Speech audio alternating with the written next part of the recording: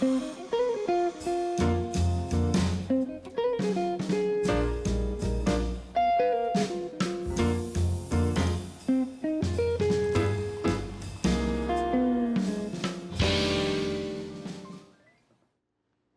to Conversations. I'm Marshall Ramsey, and I have a special guest with me today, especially me because I'm a big fan. He's gone toe-to-toe with Roberto Duran. He's put springs in maybe even in your couch, but he's also a man who you probably have one of his CDs in your home, or if you don't, you probably should. I'm very happy to welcome Tupelo's own Paul Thorn. Paul, it's good to see you. It's good to see you. Thank you for the kind introduction. Well, thank you. Yeah, I practiced that one for a long time because I want to make sure it was just right for you. That was nice. I tell you, well, in fact, that you fought with Roberto Duran, I'm going to make you mad. That's all right. Well, you know, I couldn't whoop him, but I could probably whoop you. Yeah, and would you say it's better to be the hammer than the nail? I think I'd prefer not to be the nail this time. So, what a career you've had, and it's been an ever-changing career. You started out, you were playing in a pizza place in Tupelo, and suddenly the band The Police, their manager walks in, and the rest is kind of history. Tell us about that. Well, you know, I had a day job working in a furniture factory, and I was playing 2 nights a week in this pizza restaurant. And on another night of the week, I was writing songs with this guy named Billy Maddox.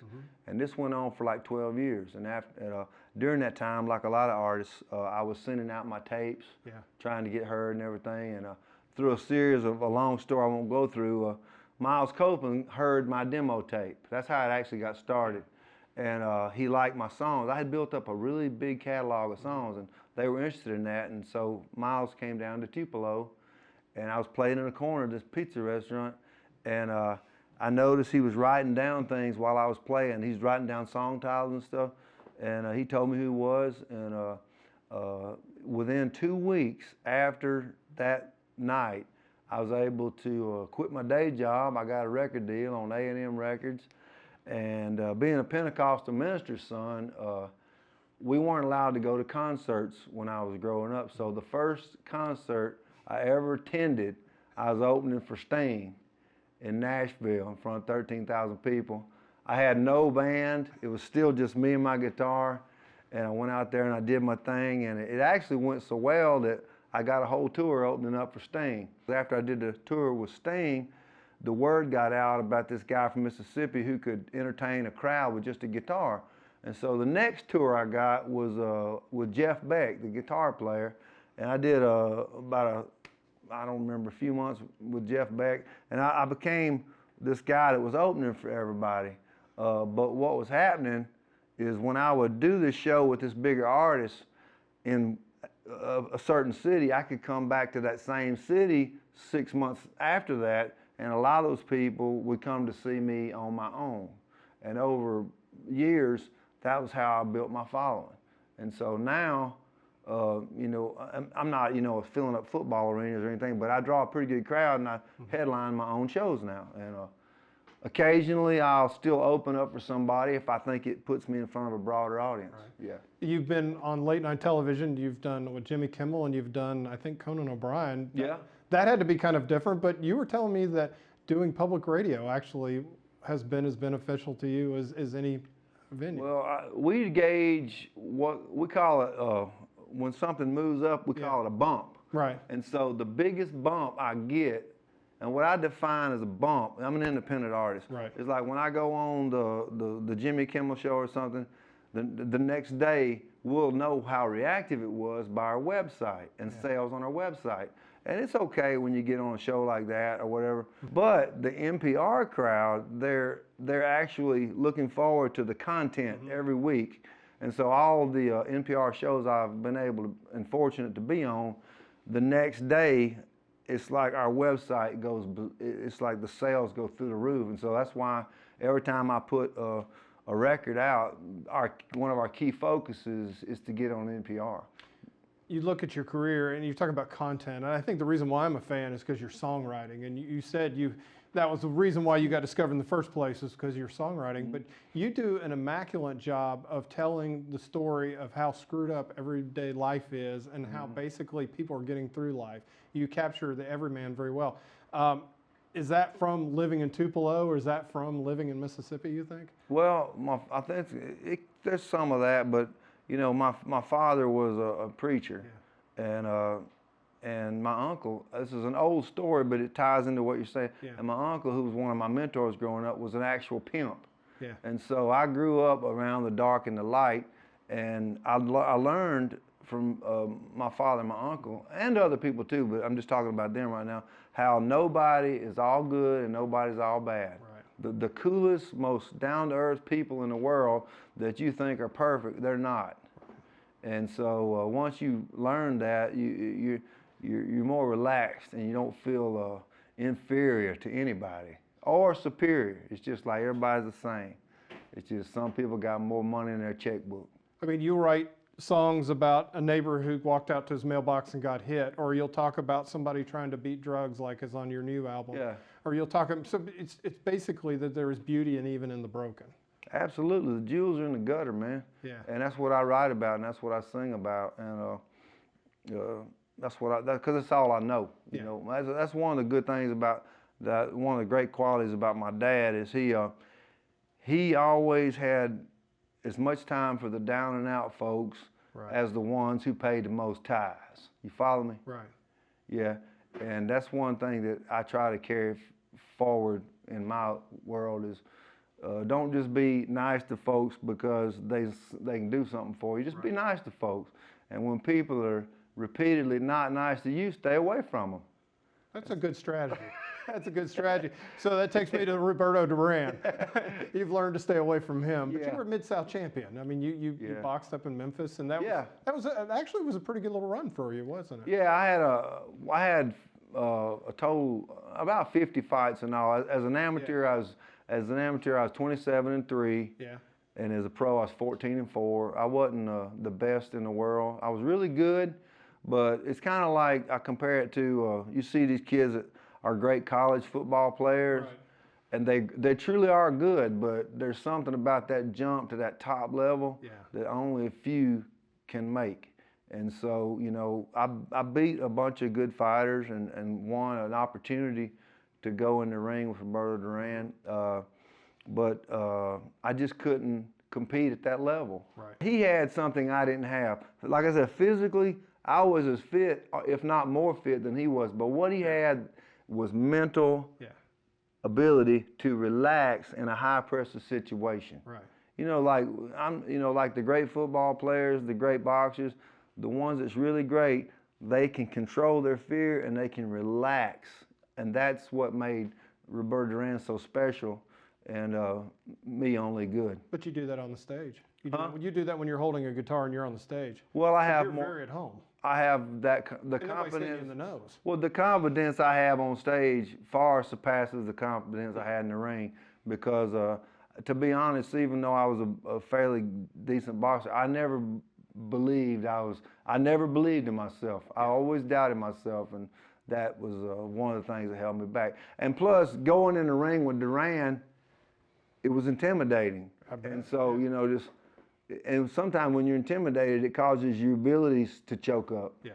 And so on the fight, you can watch it on YouTube, I didn't really fight as good as I could fight because I choked up, you know. But, you know, what can you do?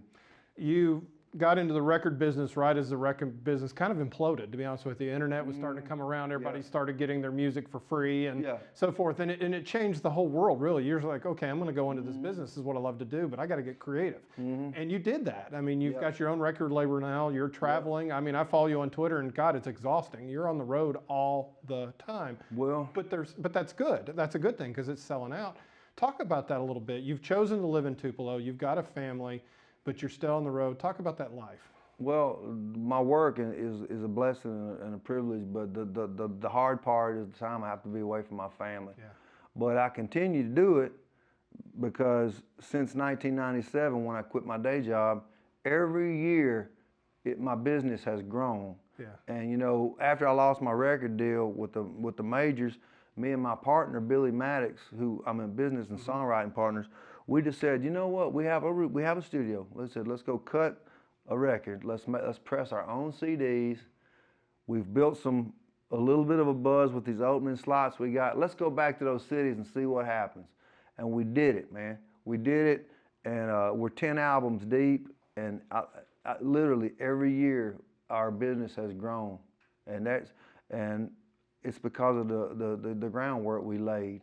And you know, when I do a show, I don't just go do the show and then leave. I learned this from my dad.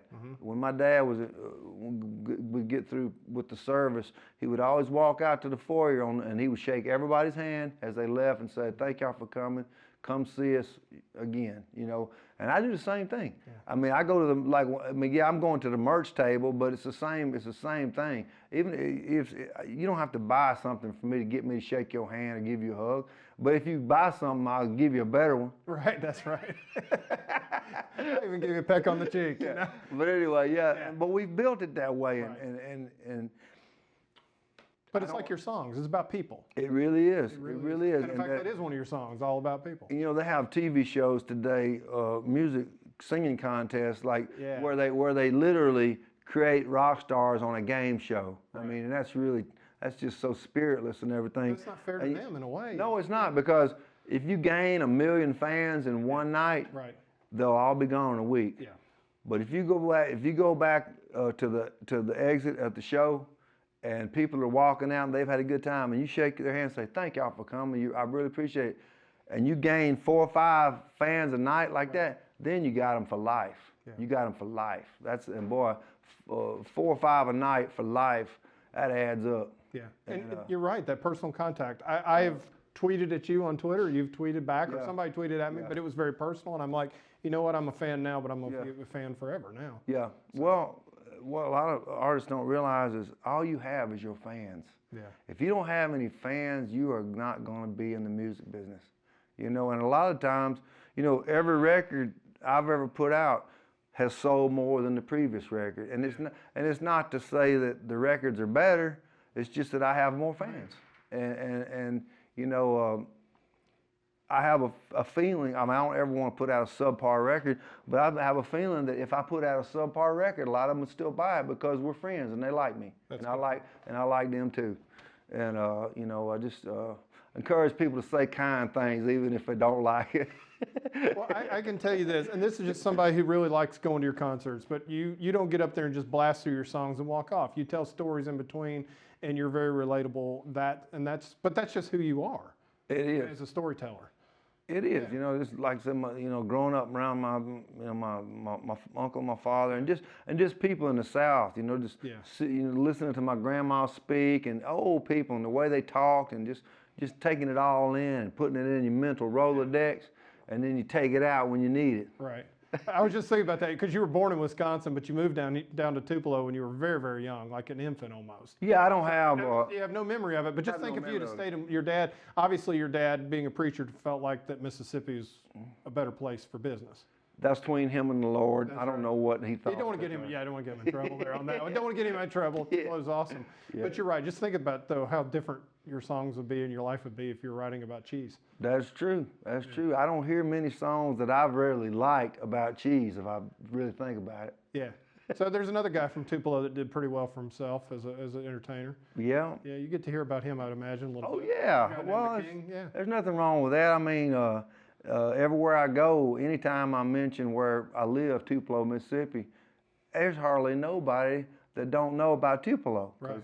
It's the birthplace of arguably maybe the most famous person or most recognizable name of all time. Maybe. I don't know. Maybe between him and Oprah. I don't know.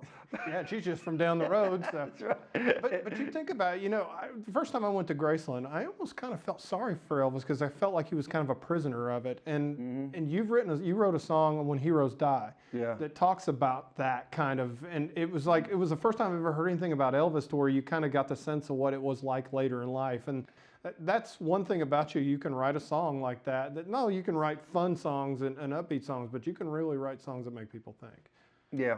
Well, you know, it's one thing to sympathize with people, but when you can empathize, that's when the power comes. And I try to, you know, in some way, what I write about, I like to have some empathy or have some sort of little taste of what they're going through, you know. Yeah, you mentioned that you actually got to come see your daughter here. Yeah. We were here in Oxford. You got to come Yeah. see her, and she's actually in her own band now, which I think it's got to be a real moment of pride for you to get to see your baby get up there on stage. Absolutely. My daughter lives here in Oxford. She's going to Ole Miss and everything.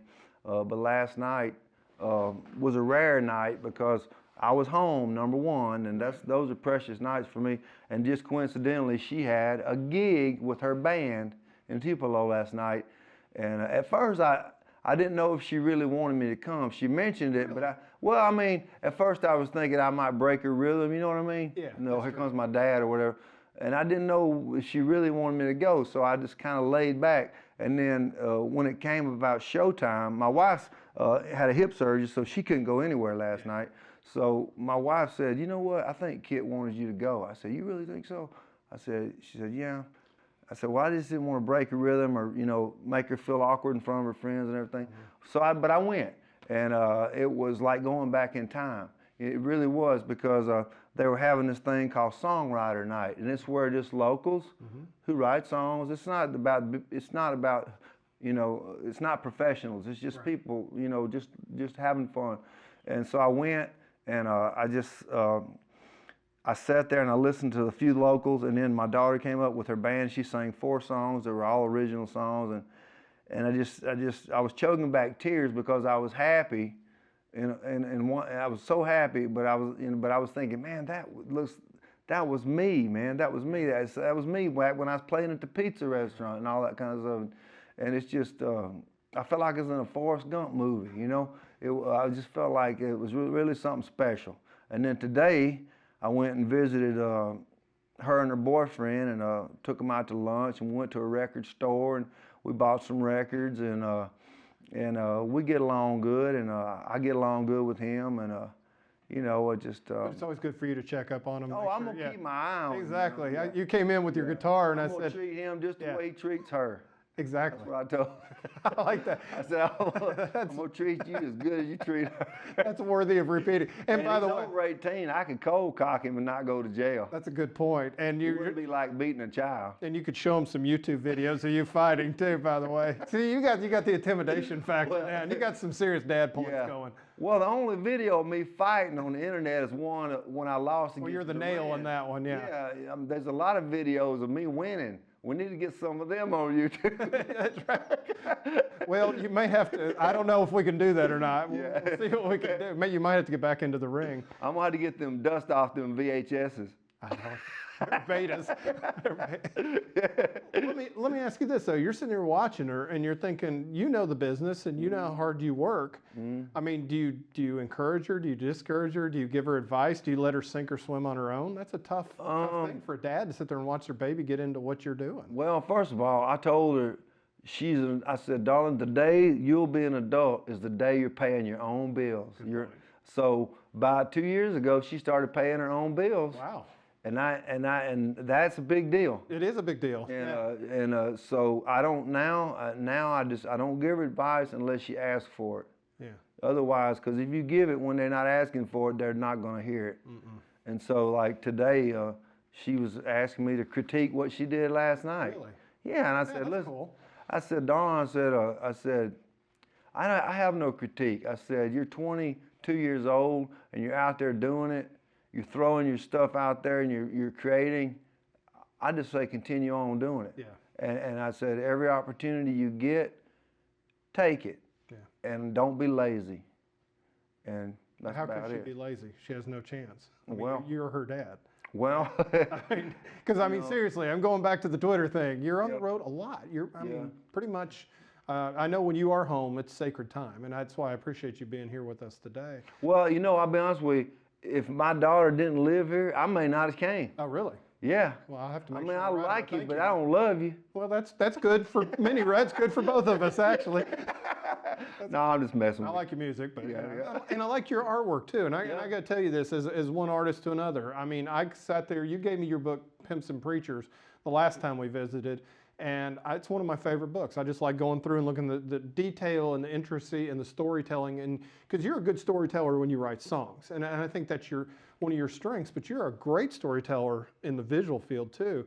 And you and I were talking about, I said, well, what materials do you use? And you're pretty much anything you can grab, right? Yeah. Well, I tell you how I got into art. I've always had ability, but I never really started getting prolific with it and actually doing it until I met Howard Finster. Mm-hmm. You know who Howard is? Mm-hmm. Well, I met Howard by accident. To make a long story short, Howard sang in my wedding. And and it was a wonder. I won't say we were best friends, but I knew him a little bit. Sure. And I looked at his artwork, which technically looks like a 5-year-old did it. Yeah. But I admired it because he believed in something. He was a Christian, He believed in Jesus and he believed in heaven and hell and telling people that's his belief. And he just put instead of preaching from the pulpit, he preached from the canvas. Right. And he inspired me because he would draw a picture and then he would write words on it to make it real literal and make it real understandable for the most simple-minded person that saw it would understand it. Yeah. And that's what I did. I don't have the same necessarily beliefs that he does about everything, but I have the same passion about what I believe. Right. And what I've experienced. And that's when he's the one that sparked me to start my art in about 1998. I mean, I've always drawn, but I'm talking about really drawing and getting serious. Yeah.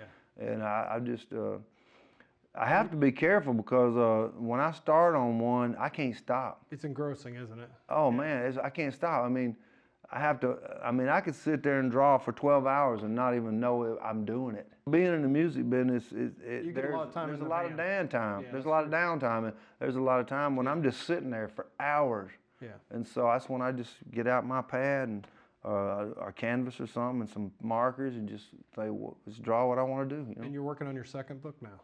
Yeah, I am. It's just things I've been thinking about. That was stuff I thought about at that time. I'm thinking about something different now. Well, are you thinking about writing new songs and coming out with a new album? I'm not just thinking about it. I'm writing it. I'm writing songs, yeah. And honestly, I've got a bunch of songs, but I don't think all of them stand up. Right. You got to be honest with yourself, and that's hard, isn't it? It is. Because you fall in love with whatever you're working with, but then you got to back off and look at it. Yeah, I'm doing that. But to be honest, there's so much opportunities work-wise that's came up. We're going to have to actually put cutting a record on hold for a little bit because there's so many good things happening that it's just like I can't even believe it. So you're too blessed to be stressed? I really am. Yeah. I really am. And that album is very true to heart, isn't it? It is, man, because that phrase "too blessed to be stressed." One thing I have in common with Elvis Presley is we both grew up going to two different types of churches. We would go to the churches where the white people attended. Mm-hmm. And the churches where the black people attended. We would always go to each other's church. That's just the way my family was. Mm-hmm. And there was a black lady, Sister Johnson, and when you would greet her, that was like her phrase. You could say, "How you doing, Sister Johnson?" She'd say, "Oh, I'm too blessed to be stressed." She'd say it, run it in the ground.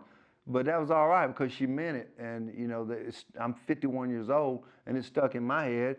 And so I made a song that says, we all have problems, but if you weigh it in the balance, most of the time there's more good than bad. And I want her words and her phrase to live forever. Definitely. Paul, thank you for joining us today. Well, of course, people can find your music everywhere, correct? Yeah. Everywhere except Walmart. That's right. They don't like. They want me. They don't want you in Walmart? I don't know how to get in with the family. Did you ever do something in Walmart that got you in trouble, or you're not one of the people from Walmart? I think when I was little, I might have stole a pack of bubble gum, and they probably saw it on the film. It's right here. Just mark this. And they're watching out for me now. They are. That's what got you in trouble. Paul, thank you so much. Thank you. Good luck with your show. Oh, I appreciate that. Thank you, Paul Thorn. Thank you. I used to know a drug dealer. His name was Billy Jack. The Mexican cartel cut his head off he ain't coming back. God knows I sure miss my buddy. He had some killer pot. This old stray dog and Jesus are all the friends I've got. The pain pill jar is empty. My wild Irish rose is gone. But I found a tube of model airplane glue, and I'm getting my buzz on. Why is everybody judging me when the good book says judge not? This old stray dog and Jesus are all the friends I've got. I've never felt so lonely. I've never been so blue. My world keeps getting smaller. It's down to the chosen few. Well, I have not lost everything, but I sure have lost a lot. This old stray dog and Jesus are all the friends I've got. The glory road, recovery home, is where I now reside. They gave me a King James Bible and a sack of Purina's Pride. Well, there's a smoking section by a dead oak tree at the back of the parking lot. This old stray dog and Jesus are all the friends I've got. I've never felt so lonely. I've never been so blue. My world keeps getting smaller. It's down to the chosen few. Well, I have not lost everything, but I sure have lost a lot. This old stray dog and Jesus are all the friends I've got. Sad but true.